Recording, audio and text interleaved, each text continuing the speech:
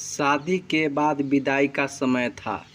नेहा अपनी माँ से मिलने के बाद अपने पिता से लिपट कर रो रही थी और वहाँ मौजूद सभी लोगों की भी आंखों में आंसू थे। उस समय नेहा ने घूंघट निकाला हुआ था और अब उसका विदा होकर ससुराल जाने का समय हो गया था।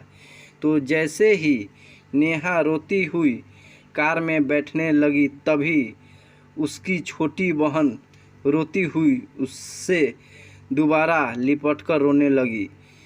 तभी गाड़ी के पास खड़े नेहा के पति अविनाश से उसका दोस्त दिनेश कहता है, अरे यार अविनाश, यहाँ से घर पहुँचते ही सबसे पहले होटल अमृत बाग पहुँचकर एक बढ़िया सा खाना खाएंगे, क्योंकि यहाँ तेरे ससुराल में तो एकदम घटिया खाना था। ऐसा खाना तो हमारे यहाँ कुत्तों को भी नहीं खिलाते। तभी साथ ही खड़े अविनाश के छोटे भाई भी कहा, हाँ यार हाँ, यहाँ का खाना तो एकदम बकवास था और रस मलाई में तो रस ही नहीं था। ये कहते हुए वो तीनों ही ज़ोर ज़ोर से हंस रहे थे। तभी नेहा के पति अविनाश ने भी अपने ससुराल वालों की मजाक उड़ाते हुए कहा कि हाँ यार, मैंने भी मजबूरी में ही यहाँ का खाना खा लिया, वरना मैं तो ऐसे खाने को तो हाथ भी नहीं लगाता। और अब पक्का हम तीनों घर पहुँचते ही होटल अमृत बाग का खाना खाएंगे।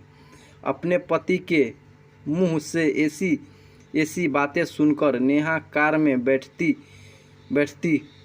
रुक गई और उसने गुस्से में सबके सामने अपना घूंघट हटाते हुए कार के दरवाजे को ज़ोर से बंद किया और आंखों में आंसू लिए नेहा अपने पिताजी के पास चली गई और उसका हाथ पकड़कर उससे ये कहा कि पिताजी, मैं ससुराल नहीं जाऊंगी, मुझे ये रिश्ता बिल्कुल मंजूर नहीं है।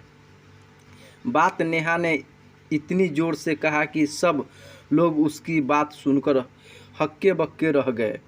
सब लोग ने नेहा के नज़दीक आ गए और नेहा से ससुराल वालों पर तो ऐसे पहाड़ ही टूट पड़ा हो।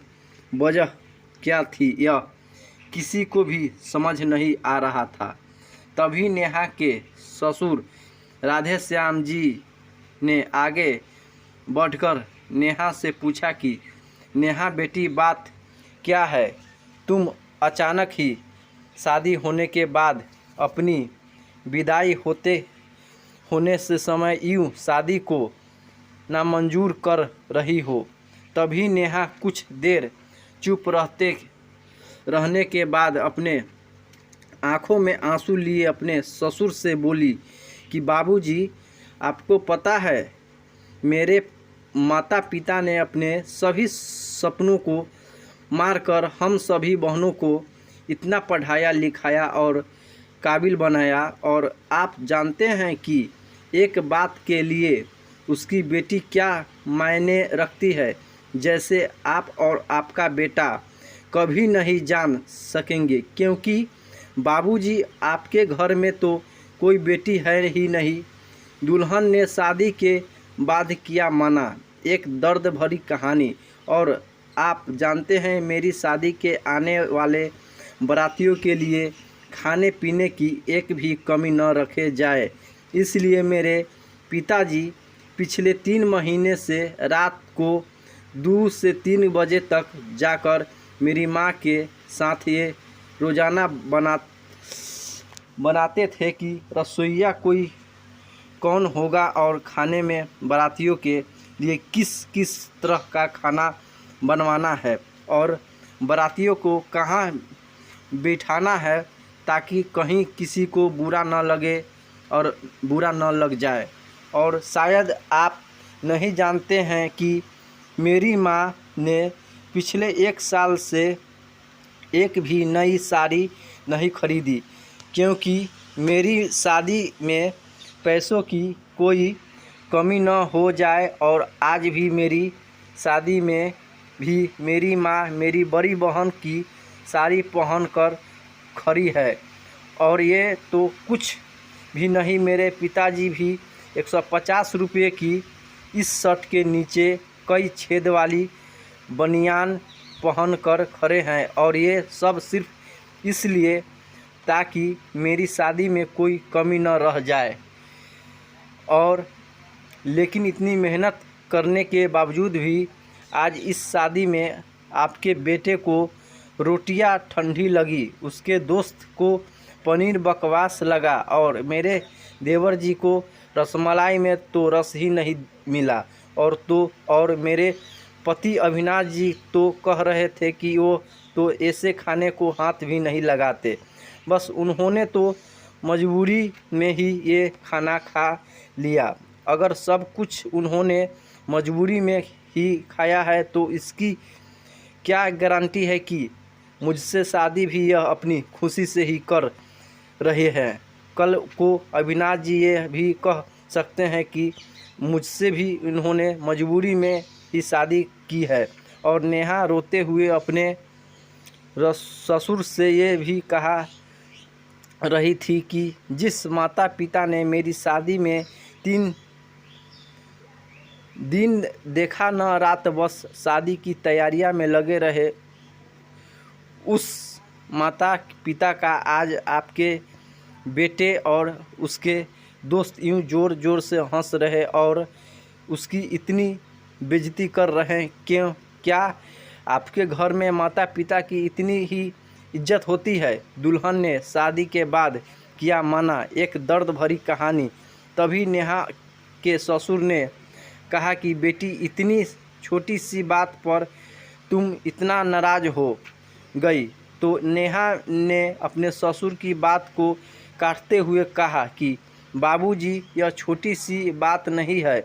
अगर शादी के बाद मैं भी आपकी इज्जत न करूं तो आपको कैसा लगेगा? यह सुनते ही नेहा के ससुर ने शर्म के मारे अपनी आंखें नीची कर ली।